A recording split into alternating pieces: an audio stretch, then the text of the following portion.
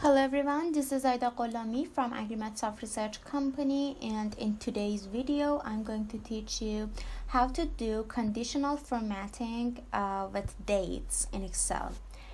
So as you can see here, I have some precipitation events. I have their values for each day, and here I have date of occurrence. So I have the dates relative to these events.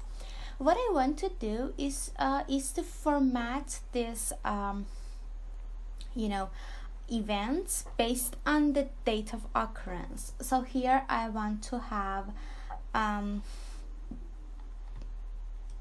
so first I select the range of dates, then I go for conditional formatting, which you can find in styles segment in home tab.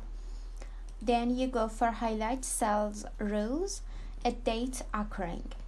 So here you can see the default is yesterday. I want it to be today, tomorrow, which I don't have here because of course you don't have precipitation events for the future.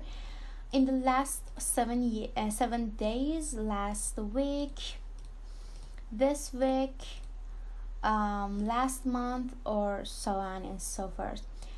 So there's the tip here. This function, actually that's the limitation of this function. This function only works based on today, so today's real date, which is March 5th of 2021. So that's the rule, and actually that's the tip you want to always consider.